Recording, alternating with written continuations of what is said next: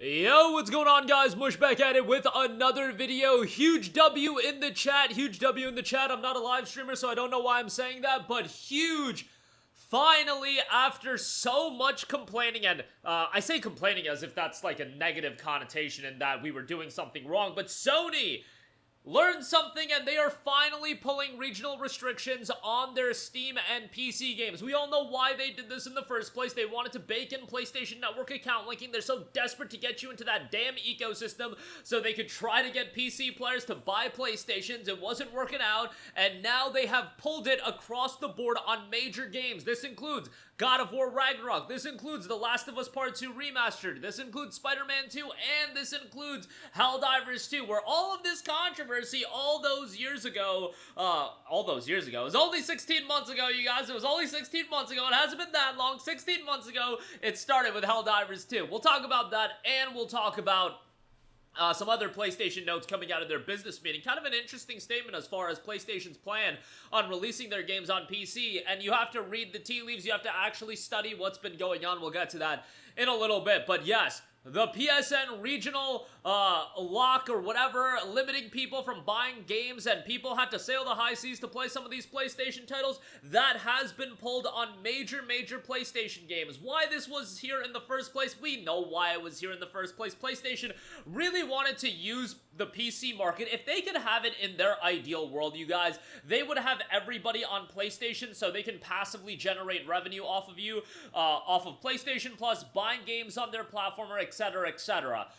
That's why PlayStation Network account linking, that's why any of this account linking stuff exists. It is to get your information, get you a foot in the door into their ecosystem, and it's not necessarily just consoles, but let's say Ubisoft. You're on Uplay, all of a sudden you're in their email newsletter where they can promote you all of these games, all of these upcoming games, DLCs, microtransactions, etc, etc. Just so you guys are aware, that is why account linking exists, and that is why a Rockstar, Ubisoft, and EA, they are very much gung-ho on that, and they very much want you onto their platform. And in an ideal world, you saw what Ubisoft tried to do. They wanted you on Uplay exclusively. You saw what EA tried to do. They wanted you on Origin. Rockstar wants you on the Rockstar Games launcher, and in an ideal world, they would have you on there and not sell their games on Steam. That's just the fact of life, and obviously, they don't want to give up that percentage. They want all of that money to themselves, but Steam is such a great platform that everybody wants their games on Steam. In the case of PlayStation, it actually extends beyond that, where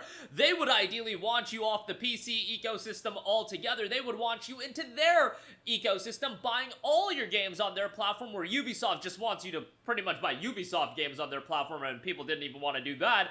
PlayStation would, in an ideal world, want you on their console, buying everything on PlayStation, buying a PlayStation, and then, you know, buying PS Plus, everything like that. Let's be real, the amount of PC players that are actually going to go forward with that, yes, it might happen every now and again. Maybe there are people out there that played Ghost of Tsushima, love that game so much, that come this fall, they'll pick up a PS5 or PS5 Pro and check out Ghost of Yotei, but I really think it is a minuscule percentage of people, and at the end of the day, those people, what they really would want in an ideal world is for you to be completely converted into a PlayStation guy. They would want you off PC and buying everything on PlayStation. Reality is, in most cases, the best case scenario is going to be people buying a PlayStation for 1 or 2 games, and then they'll go back to PC. Generally speaking, I do believe that is the best that PlayStation can expect out of releasing their games on PC if you're trying to get people to migrate over. I just don't think that's going to happen all too often, although, you know, there's opportunities when PlayStation 6 comes out. If PC parts are crazy expensive, if the PS6 is at a compelling price point, there is opportunities. Anybody that says there wouldn't be any opportunities, I think is ridiculous, but I think PC players are also invested into the idea of what PC gaming is and the freedom it does offer you, that, you know, if you're gonna release your games on PC, don't be region locking it, don't be requiring account linking. Yeah, maybe incentivize it, maybe offer a skin here, or I was about to say side quest, but a side quest would probably be a little bit too much, but there's stuff you could do that incentivizes account linking. Don't make it mandatory, and certainly don't lock out regions on the basis that PSN isn't available in those regions. With Stellar Blade, they fixed that issue, and now across the board, it looks like that is going to be fixed. And if you actually look at the games upcoming, there's not a lot of PlayStation ports that are announced right now. However, we have Lost Soul Aside, which is coming day one to PC. Hopefully that game has all of its region locking removed. And Marvel Tokon Battle, we know that'll be coming in 2026 to PC day one as well. No region locking on that. That's going to be ideal, especially for these new game releases. That's a big deal. Then, I'm interested in what they announce next. I have a feeling it's going to be something a little bit out there, like an infamous Second Son or something like that, just because they don't have a lot of games that they can port right now. Astrobot is out there if they do want to port that, but Death Stranding 2 is going to come out as a second-party PlayStation published game. I would imagine that'll come to PC a year after, and then Ghost of Yotei is going to be a year after, but there's not a lot of games left that they could port. Demon's Souls is out there, Gran Turismo 7 is out there, and, what else is out there?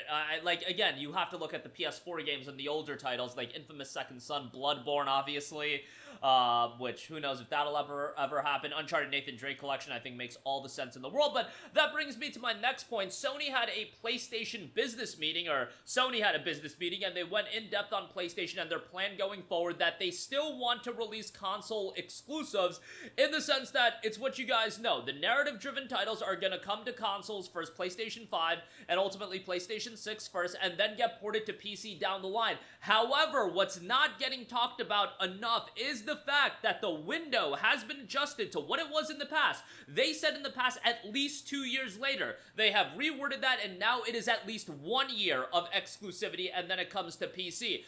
That's pretty quick to make that window significantly shorter. Ghost of Tsushima was 4 years. Horizon Forbidden West, 2 years. God of War Ragnarok, 2 years. Spider-Man 2, you saw it earlier this year, 15 months. Stellar Blade, 14 months. It is getting shorter and shorter, and if people are not paying attention to that, I know the PlayStation guys are super insecure. I've never seen a group of more insecure people in my life about other platforms being able to play their games. I feel like the PlayStation guys have more of a, I don't know, attachment to their exclusives going to other platforms than the Xbox guys do on their games going to the competing console. And, you know, PC, I've always said, kind of exists on an island of its own, but at the same time, I totally understand why Sony would want to make the Yoteis of the world, the Death Stranding 2s of the world, the Marvel Wolverines exclusive, at least for a duration of time, but I think that window is going to get smaller. Is it going to get smaller than 1 year? I don't know. 1 year of timed exclusivity has kind of been the standard for most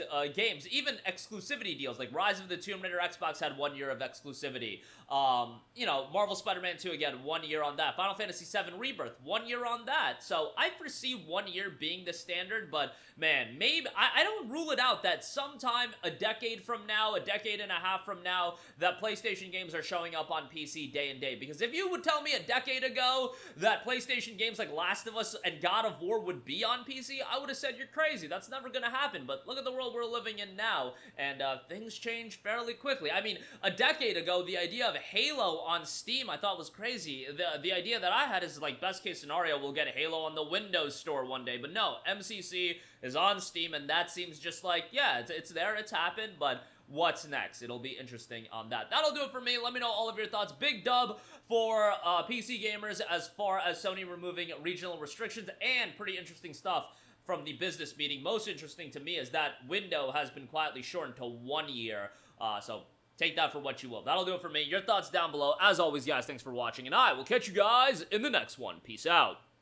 Hey, what's going on, guys? Mush here again. Hope you enjoyed the video. As you guys might know, YouTube's notification system is sometimes a little bit wonky, even if you're subscribed to the channel. Maybe you're not abundantly aware that I uploaded a video. To remedy that situation, make sure you hit the bell notification button. This way, whenever I upload a new video, and I try to upload as consistently as possible, you will be notified directly of the upload, and you can watch it as soon as it goes live. I would really appreciate if you guys hit that button so you can stay up to date with all of the content I'm posting. But as always, guys, thanks for watching, and I'll catch you guys in the next one. Peace out.